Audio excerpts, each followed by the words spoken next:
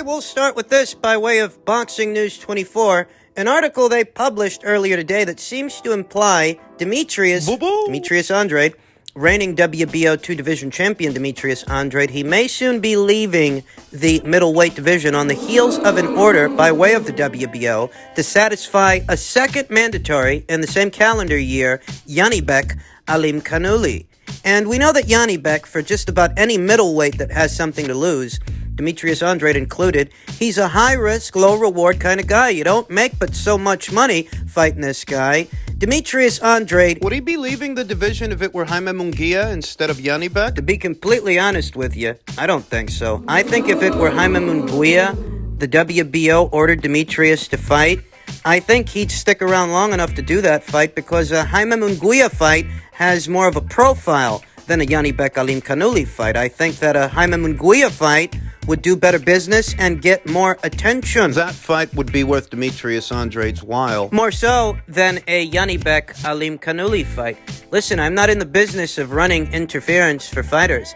I'm just giving it to you straight because it's the only way I know how to give it to you. And I happen to think if it were Jaime, the WBO, were ordering Demetrius to fight, we wouldn't be hearing these rumors and rumblings about Demetrius leaving the division, leaving the weight class, moving up to 168 pounds. I happen to think if it were Jaime they were ordering him to fight, it would be worth Demetrius's while. Whereas Yanibek is largely unknown. He doesn't have a profile yet. Only hardcore, and I mean hardcore boxing fans, know about Yanibek and know what he can do, how he's been looking, how he's been coming along. And I have to say, I do like the idea of an Andrade versus Yanibek fight. I'm not against it, though I understand Demetrius Andrade's rationale, his hierarchy of thought, the reasoning that might go into moving up to 168 pounds, becoming Canelo Alvarez's mandatory challenger up there, instead of sticking around at middleweight where not a lot is going on for you. Can he do that? Can he become Canelo's mandatory just by moving up? Well, that's how Terrence Crawford did it. When he moved up from 140 to 147 pounds, he immediately became Jeff Horn, the then reigning WBO welterweight champion's mandatory challenger. That's how Alexander Usyk did it upon ascending to the heavyweight division. Yeah, he immediately became Anthony Joshua's mandatory challenger when he moved up. Think about Demetrius Andrade. He's held the junior middleweight version of the WBO title, the middleweight version of the WBO title, and it's conceivable that upon moving up, he could be made Canelo Alvarez's mandatory challenger, or he might have to fight Zach Parker, who's currently ranked at number 1 in the WBO's ranked standings at super middleweight. He might have to fight that guy in order to become Canelo's mandatory challenger. It's a smart play. If I do say so myself, it would be a smart play for Demetrius Andrade to abandon ship at 160 pounds and move up to 168 pounds because you obviously want a Canelo Alvarez fight. And one way you can go about getting it is becoming a mandatory challenger for one of the belts that he holds there, the WBO title. You see about doing that, and maybe that gets you the fight. But even if it doesn't get you the fight, it could still get you his belt. You could see Demetrius Andrade becoming a 3-division champion. The way that breaks down, it's either you get the Canelo Alvarez fight that you've always wanted, or at minimum, you become a 3-division champion, which I think will mean more to Demetrius Andrade than a Yanibek Alim Kanuli fight would. I mean, I understand the desire to want to see that fight happen. Yeah, I think it's a good fight. It's an interesting fight, though I also think it's curious that the WBO would order Demetrius Andrade to satisfy 2 mandatories in the same calendar year. Liam Williams, who he already fought and he already beat, he was ordered to fight that guy earlier this year, and he satisfied that mandatory. Yet here's the WBO with another mandatory before the year is out. Ordering another fight. I told you guys months ago it was only a matter of time before Yanibek Alim Kanuli closes in on Demetrius Andrade's belt, but I didn't expect that order to come down this year. It's ahead of schedule. I was expecting the order to come down sometime next year because Demetrius Andrade, he's already satisfied a mandatory in 2021. I'll tell you what I think. I think that old Bob, Uncle Bob, pulled some strings with WBO, who he's always had a way with, to get that fight ordered sooner rather than later. And Eddie and Demetrius, they're not going to give him the satisfaction. They're not going to give his boy Yanibek that opportunity, which could see Yanni Beck... If Demetrius moves up and vacates, Yanni Beck will pick up his title, become a champion himself. While Yanni Beck's doing that, Demetrius Andrade ascends to the super middleweight division and either becomes Canelo Alvarez's mandatory challenger by beating Zach Parker, or ends up picking up Canelo's old title should Canelo Alvarez vacate it. Because we don't know that Canelo Alvarez will return to super middleweight. He might not. If he fights the winner of Makabu versus Machunu 2, becomes cruiserweight champion by way of the WBC, he wins. When he descends, he might stop at light heavyweight. He might not return to super middleweight. Might break down a lot of ways, but all things considered, it is a sensible and sensical move for Demetrius Andrade to move up. He hasn't had any luck getting Jermall Charlo or Gennady Golovkin in the ring, and he's been there a while, well over a year, 2, maybe 3 years, I think. He's not a small middleweight. He's not the youngest guy either. Demetrius Andrade is in his 30s, approaching his mid-30s. It makes sense to move up at this time, and I think that's what he's going to do. In other news, former 4-division champion Adrien Broner took to social media and stated, "When it's all said and done, I will be a champion again, no matter if I fight on Show Sports or DAZN Boxing." It's not a secret that Adrien Broner has had some money troubles, some money woes, because he's said as much himself.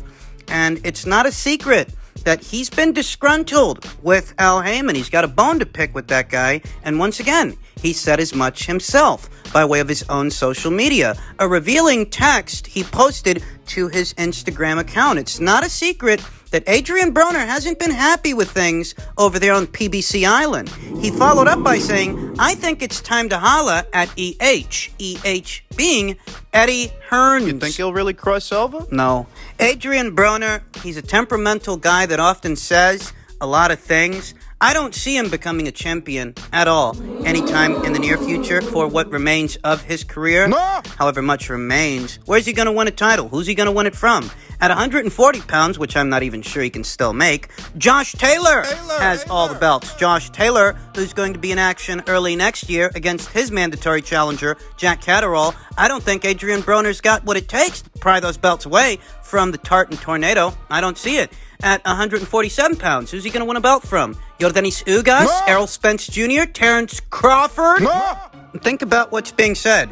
Adrien Broner is entertaining the idea, courting it, that he might cross over to the DAZN side of things and earn with Eddie Hearn. But earning with Eddie Hearn, that won't get you a title at 140 pounds or at 147 pounds because he ain't got none of the fighters at those weights. None of the champions. You cross over to the DAZN side of things, you effectively close the door on those PBC guys because they won't give you a fight with them unless you're on their side of things. We all know how things work on PBC Island. At 140 pounds, you can go earn with Hearn, try to, but it's Top Rank that has all the belts at 140 pounds. Not that I think Adrien Broner can make that weight. I don't think he can. Maybe he means business. Maybe he means what he's saying, and he's willing to make a hard inquiry into crossing over to the DAZN side of things. Maybe Adrien is serious, but he's so temperamental, I don't think he's thinking it through. Going to Eddie Hearn ain't going to help you get a world title. This is a far cry from the tune he was singing about Eddie a couple of years ago. I vaguely recall Eddie Hearn making Adrien Broner an offer to cross over to the DAZN side of things back when DAZN first debuted in America,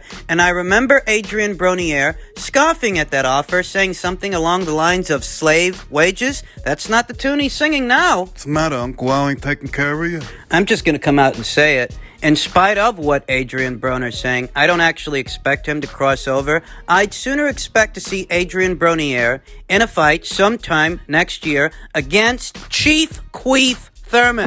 That's right. Keith Thurman, I think, has at least 1 or 2 more fights left in him, but he needs a tune-up fight. He does. Adrien Broner, between their trash talk, they could sell a fight, and I could see something like that happening, perhaps on Fox and or Showtime. It all depends. But it's a genuine possibility because neither Adrien Broner or Keith Thurman, neither one of those 2 guys have announced their retirement. As far as I know, they're still semi-active, quasi-retired fighters. I could see those 2 guys fighting each other long before I see Adrien Broner crossing over to DAZN. And finally, in lightweight news, former unified three-division champion Vasyl Lomachenko wants Kambosos' title shot. Surprised that Lopez was beaten. The two-time Olympic gold medal winner, certainly eager for a world title shot at Kambosos in 2022. Of course for belts. It's my goal in boxing now. Undisputed world champion. This is my motivation, Lomachenko told Sky Sports. We'll see if a fight with Kambosos will happen. Of course, I want this fight. But first of all, I have to fight on December 11th, and my focus is on this fight. After this fight, I can talk about my future. Lomachenko gave Kambosos a shot to pull off the upset, but ultimately he felt Lopez would come away with the victory. Before the fight, I gave some chance for Kambosos, but of course, I thought Lopez would win this fight, said Lomachenko. But it is what it is. This is boxing life. Prior to last year's defeat, Lomachenko was regarded as one of the best pound-for-pound fighters in the world. The twice-beaten boxer said the public will decide if he still deserves such high recognition. I don't want to talk about myself, said Lomachenko. It's a question for fans. It's a question for people who understand boxing. But if you're talking about my skill, I always try to show my best style. My best skill. He's gonna have to do that very soon against former IBF champion Richard Commey. Who's no fucking joke. Don't kid yourself. That Marinez kid, he looked very promising. A lot of people felt that he outboxed Rolly Romero, and Rolly was fortunate enough to get a gift decision. That same Marinez that exhibited that same promise with Rolly Romero was dismantled, quite easily I might add, by a very aggressive, hard-punching Ghanaian that goes by the name of Richard Commey. And that's who Vasyl Lomachenko is going to be facing This weekend. There is a lot of uncertainty between 130 and 135 pounds right now. Now that the belts have changed hands and Vasyl Lomachenko has made it his mission to get them back. Get them back from George Kambosos later on next year. But we're hearing rumors and rumblings by way of Dan Rafael that Shakur Stevenson, he prefers to face Oscar Valdez to unify, but Bob Arum wants to match Shakur against Vasyl Lomachenko if he beats Commey this Saturday, and Valdez against Navarrete. I'll tell you the truth. I'm not against any of those propositions. I'm not against any of those fights. I'm certainly not against Vasyl Lomachenko fighting George Kambosos next year if he makes it past Richard Commey this weekend. I'm also not against him fighting Shakur Stevenson at a 130 or 135 pounds, or even at a catchweight. I'm not against that either, though I do question whether or not that's a realistic proposition, because Vasyl Lomachenko seems to have belts on the brain, and I don't think he's all that interested in Shakur Stevenson's belt, the one he just won at 130 pounds. Vasyl Lomachenko's already been there and done that at super featherweight. He's currently vying. He wants to get the belts back he had at 135 pounds. Where young Shakur Stevenson says, all bullshit aside, me and Loma can really scrap next if I can't get Valdez. Big fight, I'm all in for it. Where Shakur Stevenson is already expressing enthusiasm over such a match. I'm not sure that Vasyl Lomachenko himself and Aegis Klimas are interested in fighting Shakur Stevenson. What are they going to win from him? A title they used to hold at 130 pounds when what they want is to win back the titles they held at lightweight. Don't misunderstand me. I'm not against the fight. If they can get it over the line, I'd certainly tune in. I'd certainly watch it. I'm just giving it to you straight. It's the only way I know how to give it to you. I don't know that Shakur Stevenson has anything that Vasyl Lomachenko or Aegis Klimas want. And the decision to go ahead with the fight, it is going to be up to them. Bob Arum can't force them into that situation. Listen, not that long ago, Bob Arum wanted to make a fight between Joe Smith Jr., reigning WBO champion, and his other man at that weight, unified light heavyweight champion, Artur Beterbiev. But Joe Smith's people wanted to go in a different direction. They wanted to fight Umar Salimov, then Danny Jacobs early next year. That plan subsequently changed after Joe Smith Jr. contracted COVID. Now, he's fighting Callum Johnson, and if he makes it through that fight and hangs on to his title, he might be facing Anthony Yard